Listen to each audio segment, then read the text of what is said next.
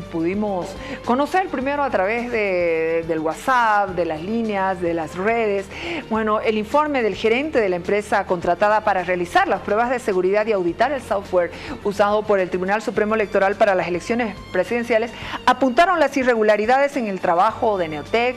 Tuvo un informe en conclusiones contundente que fue enviado a los auditores de la Organización de Estados Americanos, y a partir de ese instante se escribió otra historia, en la historia democrática de Bolivia. Álvaro Andrade está acá con nosotros. Qué gusto poder saludarte en vivo y en directo, poder estrechar tu mano, sentir la calidez de este hombre que no dudó en ningún segundo poder brindar su informe y hacerlo público. Álvaro, muchas gracias. No, a ti totalmente, Jiménez. Yo soy fan tuyo. Mira, verdad, ¿no? Es un placer estar en tu programa. Feliz de verte. Muchas gracias, Álvaro. Yo agradezco mucho y valoro tanto el hecho de que no hayas dudado un solo segundo. Dejaste a un lado el cálculo político, dejaste a un lado todos los cálculos posibles para poner tu mano en el corazón y decir, estamos apostando por la democracia y no queremos más muertos. Yo recuerdo muy bien lo que hablamos. Sí, totalmente, pero como sabes, el trabajo, teníamos que cumplir con el trabajo. Fuimos Sí, objetivos, claro. Serios. Tratamos de ser lo más profesionales posibles, y obviamente está el tema de la democracia no tiene precio, la democracia es un país, y pues teníamos que decir la verdad, y fue lo que hicimos, ¿no? Claro, pero elaboraste todo el informe, lo entregaste al Tribunal Supremo Electoral, y desde el momento que se convierte en un documento público, cumpliendo con todas las normas establecidas por ley y por el mismo Tribunal Supremo Electoral, es que pudimos conversar y tener todos los detalles. Sí, recuerdo todavía todos esos días que me llamabas. Bueno, sí, me van a odiar todos, pero que te insistí mucho, o sea, porque te fregaba todo el tiempo, pero había que entregar ese informe completo, con todos los detalles. En forma, claro, había que hacerlo de forma correcta y legal, ¿no? Bueno, ha pasado ya ha pasado, ¿cuánto? Estamos viendo algunas de las imágenes del programa de ese día, que tuvo una fuerte repercusión nacional. Los medios de comunicación, tú que estabas en ese momento en Panamá, pudiste revisar seguramente las páginas digitales de los medios de comunicación de todo el país y del mundo, que hablaban de esta entrevista. Sí, la verdad no pensé que iba a ser un impacto tan fuerte. Esa noche tuve más de 10,000 mensajes en una noche. Hasta al día siguiente pasaron los 12,000, 13,000, y estuve como 3 semanas tratando de responderle a toda la gente que tomó el tiempo de escribir, ¿no? Fue bastante... No tenía ni idea de lo que iba a pasar, o sea, que iba a ser tan fuerte la repercusión. Simplemente conversamos con mis colegas y dijimos, pues... es el momento de entregar el reporte y decir la verdad y que la gente se entere, ¿no? Muchos decían, ¿quién es Ethical Hacking? ¿Por qué no sale? ¿Por qué no habla y no dice nada? Nosotros estábamos haciendo nuestro trabajo. Teníamos que terminar de capturar toda la información, elaborar los reportes que han visto. Estábamos trabajando, no solamente he estado yo, es un equipo bastante grande. Han estado gente de México, de Panamá, aquí de Bolivia. Hemos trabajado. Entonces, el día que teníamos ya el recibido conforme, recién ese día yo te llamé y te dije, aquí está. Ya está. Sí. Y era la forma correcta de hacerlo, ¿no? Claro que sí. Bueno, en este momento estamos viendo ya tenemos fecha para nuevas elecciones, el 3 de mayo. Correcto. Yo sé que tú estás con toda la predisposición de proponer para volver a auditar las elecciones. ¿Por qué? Porque ha habido un proceso duro que ha costado muerte y que obviamente... las elecciones tienen que estar a la altura de todo ese proceso, de devolverle confiabilidad, credibilidad, transparencia a las elecciones. Hay una gran diferencia y voy a empezar por cómo te contratan, cómo contratan a Ethical Hacking el propio Tribunal Supremo Electoral. Los contratan un mes antes, es más, 29 días antes del proceso electoral. El 19 de septiembre lo contratan para estas pruebas, para todo el tema de seguridad. O sea, ese fue un primer gran error, ¿no? Sí, nosotros dijimos, o sea, está muy corto tiempo, y inclusive cuando di la presentación, les hice la propuesta, la presentación, a las 2 horas nos llamaron y dijeron que por decisión de sala plena, fue unánime, habíamos ganado la adjudicación. Y nos dijeron, ¿cuándo empezamos? Mañana. Querían que empecemos. Claro. No había ni contrato de por medio y nada, pero obviamente uno se pone en el lugar, tú dices, bueno, trámites con gobierno, eso siempre tarda, empezaremos a hacer el trabajo. y tuvimos que traer más gente para poder cubrir la cantidad de trabajo que había y la verdad que no hemos dormido mucho, ¿no? O sea, todos los días eran amanecida tras amanecida tras amanecida, trabajando, haciendo las diferentes tareas, ¿no? ¿Cuál es el tiempo mínimo que necesita un país para poder trabajar en estos temas de seguridad? ¿O 3 meses, 5 meses? Mínimamente, lo habíamos dicho la anterior vez, por lo menos unos 3 meses para hacer buenas pruebas, para testear tanto la parte de software como la parte de infraestructura, para hacer transmisión de conocimiento al mismo tribunal, al personal, porque el software que se vaya a utilizar, si bien viene una empresa y va a entregar el software, lo va a alquilar, lo va a vender, no sé cuál sea, pero tiene que transmitir conocimiento para que sea el mismo tribunal quien administre, quien vea, quien haga, no como en este caso, que era una empresa y el tribunal no tenía ni cuenta, ni acceso, ni nada, ¿no? O sea, estaba para mirar nada más que era lo que pasaba, ¿no? Durante esos 29 días que ustedes son contratados por el Tribunal Supremo Electoral, ya empiezan a trabajar con toda la cantidad de gente que tienen en Ethical Hacking, todos los especialistas, y comenzaron a realizar testeos al sistema, por ejemplo, de Neotec, y ya empezaron a entregar informes en los que ustedes iban detallando una serie de vulnerabilidades críticas. Lo escuchamos esa vez. Sí, las vulnerabilidades eran bastante críticas. Las primeras que entregamos, que estuvieron algún rato, las vi ahorita en el reporte. Sí, sí, sí. Entre las primeras 7 habían 3 o 4 que eran muy críticas. Una era que permitía cambiar la votación remotamente, o sea, inyectar actas remotamente, ¿no?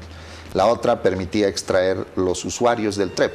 Crearon 7,000 usuarios para el TREP que los distribuyeron por todo lado. Nosotros en menos de 15 minutos extraímos los 7,000 usuarios con sus contraseñas. Los passwords eran 1, 2, 3, 4, 5, o sea, eran absurdos. Contraseñas de 4 dígitos, ¿no? Ni siquiera tenían normas, medidas básicas de seguridad, ¿no? Una contraseña alfanumérica, una contraseña fuerte. Y le decíamos, ¿por qué son tan débiles las contraseñas? Es que después los operadores se olvidan. Bueno, estamos hablando de que ahí estabas describiendo tú comunicaciones inseguras, estabas describiendo fáciles de interceptar. ¿Y qué significaba esto? ¿Comprometía la transmisión segura de las actas? Totalmente, totalmente, porque no tenías que estar en Bolivia, puedes capturar remotamente a través de la aplicación misma, te descargabas la aplicación, un tema un poco más técnico, la aplicación la ponías en un proxy web, se llama, o sea, para interceptar la comunicación. Si hubiera estado cifrado, no hubiéramos capturado nada interesante, pero capturamos toda la información. Analizas los parámetros, ves que tienen, empiezas a hacer pruebas y ves que se puede inyectar actas, ves que puedes extraer usuarios, ves que puedes con la cédula traer el usuario. El password estaba cifrado en un algoritmo deprecado hace más de 8 años. Toditos los passwords se rompieron, que estaban en MD5. Y al final nosotros dábamos las recomendaciones y decíamos, esto hay que corregir. Ponnos con tu equipo de desarrollo. Y el equipo era solo Marcel, era todo el equipo, él era la empresa de One Man Show, ¿no?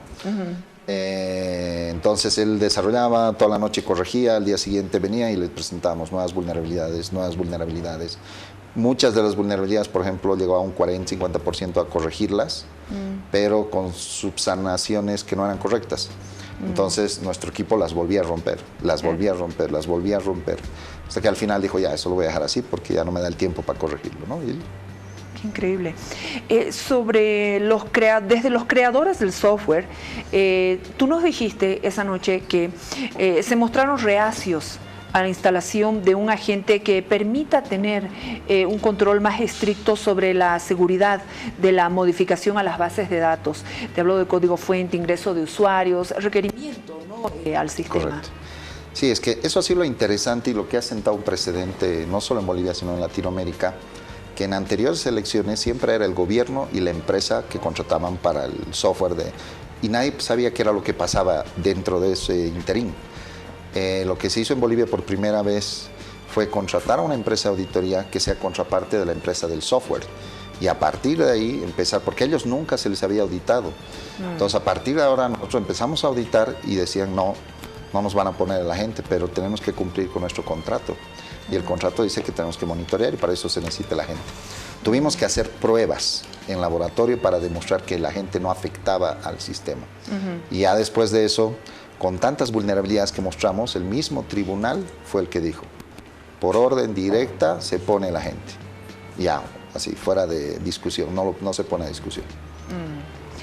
Se subrayó en reiteradas ocasiones la falta de pericia de la empresa que le vendió el software al Tribunal Supremo Electoral. Apuntaron errores que consideraron imperdonables desde Ethical Hacking. A nivel informático, Álvaro, si tienes un programa que tiene un algoritmo que funciona mal, que tiene más de 4 años, como tú lo denunciaste, esta falla te obliga a corregirlo, ¿no? Claro, cualquier programa, ya como programador o como desarrollador, si tu programa falla, ves la forma de arreglarlo de una manera. Estamos hablando a nivel de desarrollo, todo se puede arreglar a nivel de programación, o de una forma o de otra forma, o cambias la tecnología o el lenguaje para poder desarrollar, pero todo se puede subsanar. Llevaban 5 años con la misma aplicación, el mismo error, que generaba un error de flag de cómputo que tenía que obligar a que entre a la base de datos y manualmente se corrija. La base de datos es el corazón, no se puede tocar hasta que termine la elección. Y todavía cuando termina hay un procedimiento especial de preservación de la base de datos, todo para que eso pueda tener un valor jurídico o judicial más adelante, ¿no? Bueno, ahora ya tienes el conocimiento de que se ha convocado nuevas elecciones y como te veo, como te escucho, como todo lo que hemos ido conversando, no sé ya ni cuántas veces, se ha visto que tú tienes un propósito de servir y apoyar a este país. Tú en algún momento me enviaste esta guía de recomendaciones de seguridad para procesos electorales, lo cual consideramos que es crucial, es fundamental, porque estamos yendo a un proceso electoral donde la gente como que se está limpiando y tratando de curarse las heridas que dejó todo un proceso irregular. Correcto.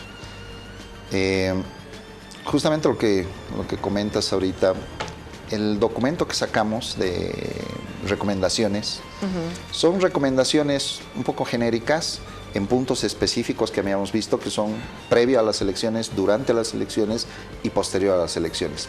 A raíz de esa experiencia y de la experiencia que hemos tenido acá con la anterior elección, pues hemos desarrollado un documento ya mucho más extenso, técnico, operativo, con procedimientos especiales para desde lo que es el lacrado de los sistemas, el cereo de las bases de datos, la parte de monitoreo, los tipos de controles, incluyendo ya en los controles inclusive se invita a que participe la OEA, se invita a que participe la DNTIC, la empresa auditora, que se certifiquen hashes de integridad, seguridad de las bases de datos, monitoreo, hasta los procedimientos especiales para preservación de la base de datos, ¿no?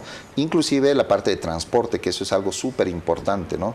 La parte de transporte, el código fuente del software, la integridad del código fuente, que aquí se cambió 20 veces. Sí. Entonces, hemos desarrollado un documento que es parte de nuestra propuesta ahora, que se la vamos a hacer llegar al tribunal. Tenemos conocimiento ya de todos los requerimientos en base a la anterior vez. Habría que ver qué tipo de plataforma va a utilizar ahora o va a contratar el tribunal, y sobre eso pues aplicarle también los controles de seguridad igual que se hizo con el TREP y algunos controles adicionales que hemos desarrollado para esta elección, ¿no? Acá estamos viendo algo, componentes de seguridad del software electoral, por ejemplo, estábamos hablando de las comunicaciones cifradas, utilizar algoritmos de cifrado conocidos, generar registros de auditoría, manejar integridad de la base de datos. Es fundamental esto para una elección transparente. Sí, es que si quieres darle tranquilidad a la gente para que cree, confíe, empiece a confiar, tienes que darle la seguridad necesaria a nivel tecnológico a toda la plataforma y al proceso electoral, ¿no? Cosa que este tipo de controles, lo que hace una política de seguridad es evitar de que alguien con intención o sin intención pueda violar el sistema. Entonces, para eso es que se colocan ese tipo de controles de seguridad, ¿no? Control de componentes de seguridad del software electoral, por ejemplo, el monitoreo persistente 24/7, previo, durante y después del cómputo electoral, balanceadores de carga, protección antidegeneración de servicios. Denegación de servicio, correcto. Bueno, acá tenemos el tema de la capacitación o transmisión de conocimiento, que es otro de los factores primordiales. Sí, acá me gustaría hacer una pausa para que nos expliques, por favor, esto. Sí. El tema de la transmisión de conocimiento no solamente tiene que ser al órgano electoral, o sea, la empresa que se contrate va a traer un software, tiene que haber un tiempo para hacer pruebas, para transferir conocimiento, para que el mismo personal del órgano electoral pueda administrar, verificar, analizar, configurar sus servidores. Se tienen que hacer pruebas, testeos, pruebas unitarias para ver que todo funcione bien. Y algo que vimos la anterior vez que fue una falla bastante fuerte fue la transmisión de conocimiento, pero al público. Exacto. La gente no sabía qué era el TREP. Pensaban que el TREP era todo, lo único que el TREP era todo, ¿no? Y había el sistema de cómputo. No sabían que el TREP era el registro rápido de actas y el sistema de cómputo era el que mandaba las actas fijas. O sea, hubo una desinformación. Y cuando le pregunté a alguien, no me acuerdo a quién le pregunté en el OEP, le digo, pero ¿y no tienen una división de transmitir, de publicación, de información? Sí, me dice. Habían salido a la calle con papelitos a pegar. Papelitos. No sé, estaba haciendo la burla o no, pero tiene que haber una campaña de información, de transmisión de conocimiento a todo el pueblo boliviano, para que sepan cómo se va a llevar la elección, cuáles son los elementos que el Tribunal Electoral ha considerado a nivel de seguridad para darle la confianza a la votación, que la gente se entere, ¿no? Cómo está funcionando, si es que va a haber una aplicación donde todo el mundo puede entrar, ver públicas, seguir las elecciones. Entonces, ese tipo de información, de transmisión de conocimiento, tiene que ser tanto al pueblo de Bolivia como al órgano electoral, ¿no? No, y bueno, y al 100% del personal y operadores que van a participar del proceso electoral. Correcto.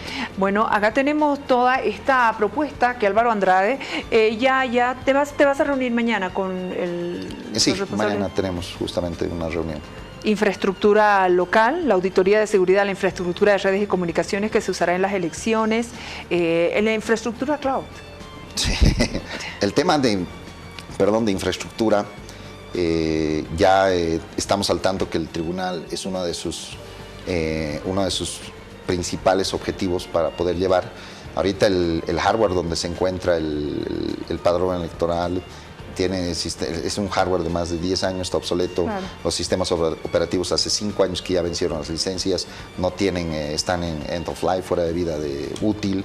Entonces, cualquier cosa lo miras feo y eso se cae y se cayó todo el sistema, el padrón. Entonces, algo muy crítico que también hay que trabajarlo, ¿no? Bueno, infraestructura cloud, ciberseguridad y monitoreo, el previo a las elecciones. Durante y posterior, ¿no? Durante las elecciones. Y bueno, después de las elecciones estamos compartiendo precisamente en pantalla plena todo este documento. Transporte de actas físicas, Álvaro. Eso es algo súper importante. El tema del transporte, por ejemplo, en otros países, como en Ecuador, por ejemplo, el transporte de actas se brinda en cada mesa siempre un vehículo o militar o policial. El vehículo tiene cámara, ¿no? Cámara interna dentro del vehículo, una cámara web. Y aparte no solamente se sube el delegado de la mesa o el jefe de mesa, sino un representante de cada partido, cosa que se lleva y le das al público la seguridad de que no está yendo nada más el delegado de la mesa, como hubo unos casos acá, ¿no? Claro, que claro. Una persona que se fue solita, se lo subió al auto y se estaba yendo y se fue y la con pararon y todo. Exacto. Sí, eso no se puede hacer, ¿no? es bien crucial. De actas el físicas. Transporte de las actas físicas es un tema crítico y también adicional tal vez pensar en controles adicionales en la misma acta. ¿No? Controles adicionales en la misma acta, controles de seguridad. Bueno, no permitir que el transporte de las actas se realice en vehículos personales de los jefes de mesa. Ya hemos visto cómo ocurrió actas encontradas en basureros, en las calles, en escuelas. Brindar transporte seguro a través de la asignación de un vehículo militar o policial. Permitir que en el vehículo de transporte pueda subir por lo menos 3 representantes de 3 partidos diferentes. De ser posible, incorporar una cámara web en cada vehículo militar o policial para el transporte de actas. Mejorar la seguridad de los sobres precintados para el transporte de actas. Estoy redondeando lo que está explicando acá Álvaro Andrade. Consideración de tiempos también está dentro de la propuesta que estás haciendo llegar. Sí. Los tiempos importantes, el tiempo para hacer el saneamiento o la depuración del padrón electoral, que eso es primordial. No podemos entrar con ese padrón que tiene cédulas duplicadas, los muertos que vuelven a votar. Claro. Entonces y aparte viene de una investigación de fraude. Entonces hay que depurar eso y tiene un tiempo, ¿no? Se tiene que hacer un nuevo padrón, se tiene que revisar. ¿Qué observación o qué recomendación das al tema del padrón? Aquí la clave, y eso lo sabe ahorita todo el mundo, es el tiempo, factor tiempo. Sí. Porque podríamos decir, podemos hacer un reempadronamiento, pero ¿cuánto tiempo va a durar eso, no? Entonces hay que trabajar con lo que se tiene, hay que ver los tiempos, las mejores opciones, el software que se va a utilizar, ver también cuánto tiempo, si está en inglés, si está en español, cuánto tiempo va a tardar la transmisión de conocimiento, las pruebas, hasta tener todo seteado que pueda funcionar, ¿no? Son tiempos que hay que ir considerando.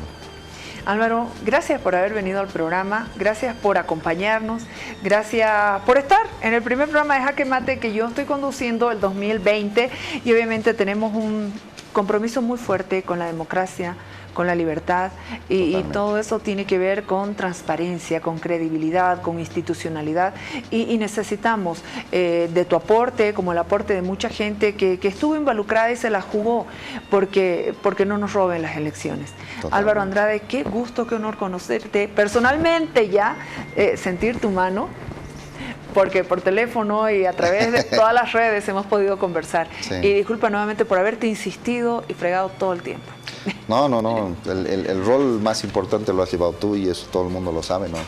Oh. Tú te has encargado de organizar toda esta investigación, de conseguir a los elementos clave, de reunirnos, de entrevistar. Yo creo que si una persona como tú nos hubiera dado todo lo que se ha movido acá en Bolivia, ¿no? Gracias. Muy agradecido, de verdad. Gracias. ¿Sabías tú que todos tus documentos, todo lo que hicimos, fui personalmente y se lo entregué a los auditores de la OEA? ¿Te lo dijeron? Sí. Sí, ya llegó tu informe, muchas gracias. Bueno, sí, Álvaro. te agradezco, de verdad, te agradezco. Gracias muy a agradecido. Ti. Gracias a ti y que viva Bolivia siempre. Siempre. Libre y democrática. Libre y democrática, así es. Bueno, muchas gracias. Nosotros en este momento nos vamos a enlazar desde la unidad móvil porque también la Universidad Mayor